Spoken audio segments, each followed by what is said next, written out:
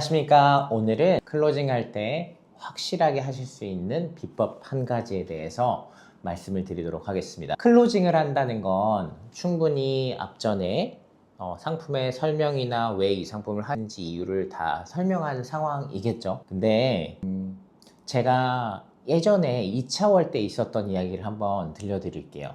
신입이죠. 완전히 2차월이니까. 그때 상담을 가서 고객분한테 막 설명을 했어요.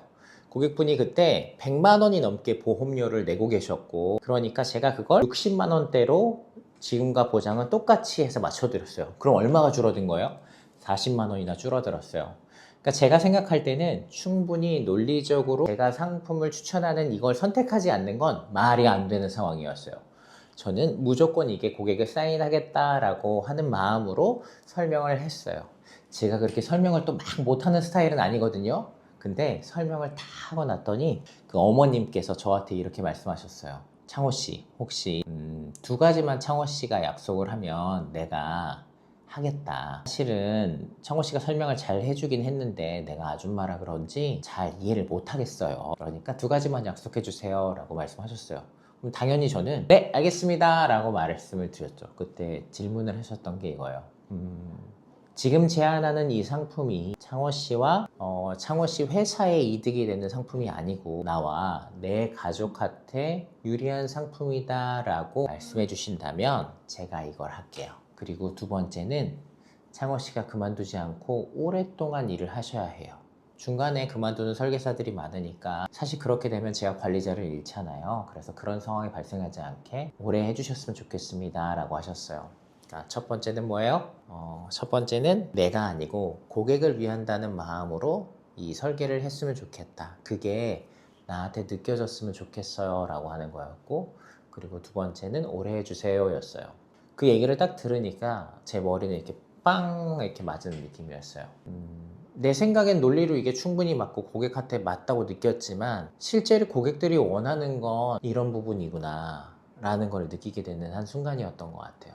그래서 제가 맞다고는 생각하고 이 상품도 어머님한테 맞다고 확신합니다 라고 말씀을 드리면서 세일즈를 하긴 했어요. 그래서 잘 클로징을 했지만 그리고 나서 제가 명함 뒤편에다가 새겼습니다. 제가 약속하는 이 두 가지를 문구를 써서 적어놓고 다음부터 고객들을 만날 때는 안녕하십니까 이창호입니다. 상담을 시작하기 전에 제가 두 가지는 약속드리겠습니다. 첫째, 저 오래 하겠습니다. 이걸 그만두게 되면 고객님들이 관리자를 잃으시니까 제가 무조건 오래 하겠다고 약속을 하나 드리겠습니다. 그리고 두 번째, 제가 무언가 상품을 추천하거나 할 수 있겠지만 이 추천하는 이 마음에는 제가 아니고 고객님과 고객님 가족을 위한 마음으로 제가 추천하겠습니다. 이 두 가지는 약속드리고 시작할게요. 자, 시작하겠습니다. 이렇게 시작을 했습니다. 제가 클로징을 할 때 왜 이 말씀을 드리냐면 저희가 가끔 이제 착각을 해요. 그냥 그저 좋은 상품을 추천하면 되겠지라고 생각하거나 비교해서 뭐 하겠지라고 하는데, 결국 고객들은 고객이 원하는 건 어떤 거냐는 거죠. 어떤 마음가짐으로 내가 얘기를 하면 좋겠는가? 근데 이 마음가짐으로 우리도 설계를 하는 것과 그리고 이 마음을 표현하는 것 자체는 차이가 크다고 생각해요. 고객한테 확실하게 내가 이런 마음을 가지고 합니다 라고 얘기를 하게 되면 사실은 뭔가 분위기가 따뜻해진다고 해야 되나? 무슨 느낌인지 아시죠? 여러분들은 이제 분위기가 따뜻한 느낌, 공기가 따뜻해져요.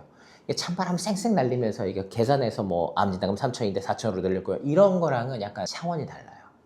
알겠어요, 그러면 창호 씨 믿고 할게요 라고 하는 느낌의 결과가 나와야 사실은 어떤 걸 제안해도 하는 거예요. 결국 그 제안이 통과가 됐었을 때 고객한테 이롭다는 확신이 저희도 있어야 하는 거고, 설계 차원에서도 저희가 그런 확신이 있게 설계를 하시는 게 엄청 중요한 게 되겠죠.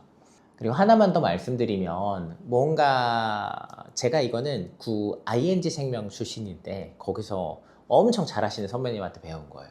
제안을 마지막에 할 때는 결국 확신 있는 눈빛과 말투로 해야 하는 거예요. 줄줄이 사탕처럼 이 상품이 어쩌고 저쩌고 저쩌고 얘기하는 게 아니고 확신 있는 말투와 눈빛으로 한다.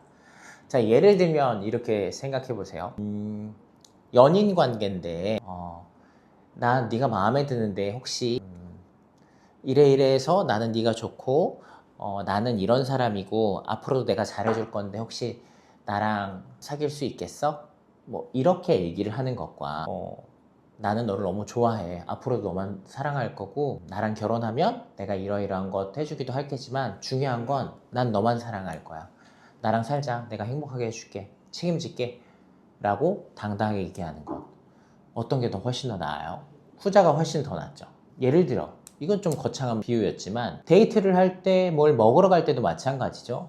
오늘 뭐 먹고 싶어? 뭐 먹고 싶어? 뭐 먹을래? 뭐 먹을래? 이렇게 하는 것보단 야 오늘 이거 먹으러 가자가 어때요? 훨씬 더 선택하는 게 쉽단 말이에요.